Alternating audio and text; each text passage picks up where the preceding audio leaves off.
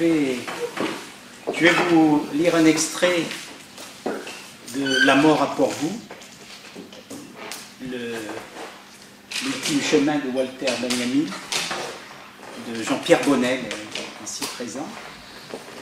C'est un livre sur le passage, sur le thème de la frontière. Et Jean-Pierre s'est mis dans la tête du philosophe allemand pour compter à la première personne ses dernières heures, lorsque, fuyant le nazisme, il est venu ici en Roussillon parce qu'on lui avait indiqué le nom d'une passeuse, Lisa, qui pouvait le faire passer en Espagne. Et de là, je crois qu'il imaginait gagner le Portugal pour s'embarquer, pour partir aux États-Unis, comme d'autres intellectuels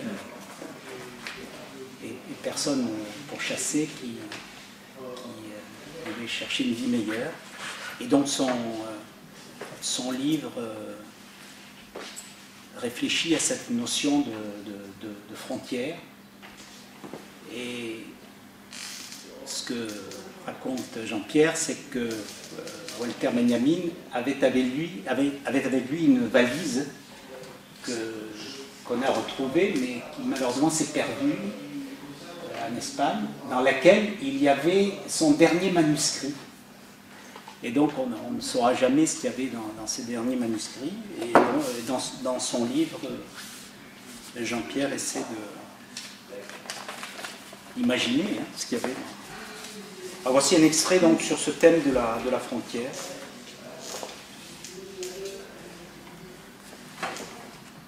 Où sont les femmes aimées, puis détestées, Dora, Olga, Aja, Laura, d'un temps bref, d'un passage court, le temps dévié, une vie de passage, comme si je ne voulais pas m'arrêter, m'installer dans des lieux, dans les amours, dans les amitiés, vite escamotées, rencontres évitées à cause d'un pressentiment d'incompatibilité, vie de séparation. Je ne suis qu'un instable passant. Je vais désormais à la mer de mon destin jusqu'au bout de ma vie de frayeur, passant et survivant, car mes amis sont disséminés, parqués dans les camps ou suicidés comme Haï, ou exilés encore à New York, tel Adorno, Horkheimer,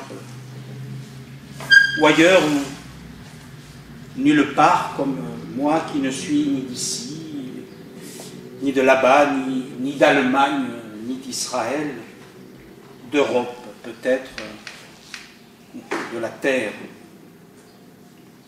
Mais non, rien. Je ne suis de nulle part. Et les frontières m'indiffèrent.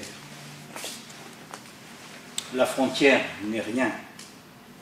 Un ruban, un fil d'arrivée ou de départ, une gloire historique, un orgueil nationaliste, un signe, un tracé, une ombre, des astérisques sur la carte, des états-majors imbéciles.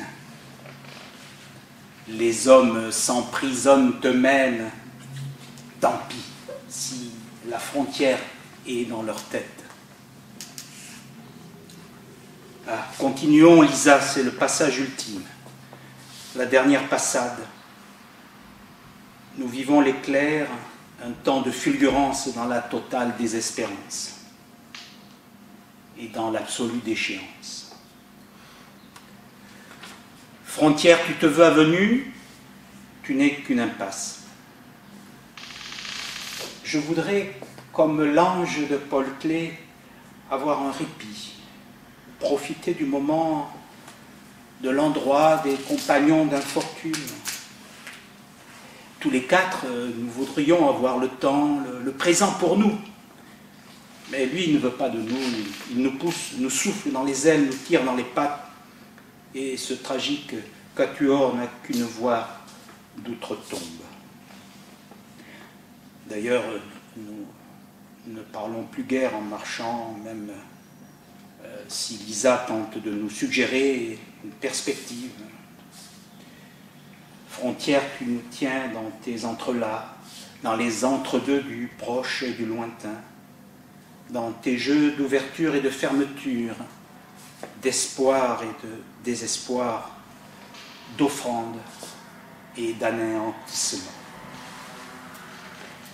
Frontière, fille offerte, fille fermée. Frontière, tu es dérobade, tu te joues de notre folle balade. Tu n'es pas femme, tu n'es pas sexe, mais un concevable concept, ange et démon. Sommet d'existence qui ne mène qu'à la mort. Bout de tout, bout de rien, et tu oses te nommer Port-Bout. Port-Bout. Non, je ne saurais rien de ta beauté, de ton histoire, de ta généalogie, de ton étymologie. Port-Bout, es-tu phénicienne ou romaine? Bos, bovis, port-beau, taureau éthique, port du bœuf, comme on dit un soleil bœuf, pour de nombreux sommets en pensant aux vaches grasses du soleil dans l'Odyssée d'Homère. Non, je ne saurais rien de ton devenir. Je m'assieds sur la crête, je suis sur la frontière exactement. Quel effet cela peut-il faire? Cette frontière devait symboliser la séparation entre deux pays, entre l'oppression et la liberté. Il n'est qu'un point culminant. La raideur d'un paysage, il s'agit du maquis de l'Albert, qui succède à celle du cirque de Bagnos. La frontière séparant deux espaces marins. En réalité, je viens de le comprendre. La frontière n'a pas cette vocation. Elle n'existe que pour nous éblouir deux fois. Elle nous trompe avec cette illusion de limite naturelle, de division géographique. Elle n'est là que pour livrer le spectacle de deux pays qui, dans le jugement esthétique, n'en font qu'un. Cette fausse dualité ne fait qu'enrichir son unité.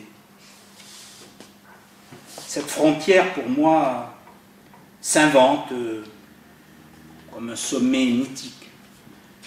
J'allais écrire mystique.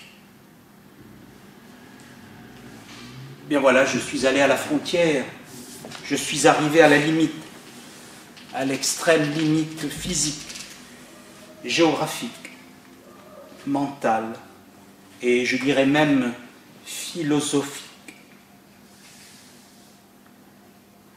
La borne, dernière de la frontière,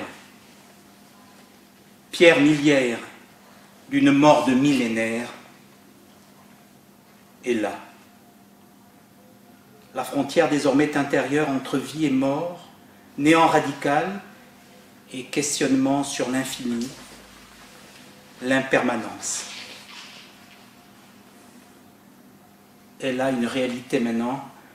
Je sais depuis les entrailles, les tripes, ce remuement de sang dans cette excitation morbide, ce qu'est la frontière. Mais ne peut te l'exprimer improbable lecteur, inconnu à jamais, peut-être impossible, si mon manuscrit meurt aussi, enfoui dans la chaux vive, l'argile pyrénéenne, ou dans les oubliettes de l'histoire des hommes, de ces millions de passants, sans voix, sans visage, dont les écrits, les lettres, les mots d'amour, les courtes phrases ont été arrachés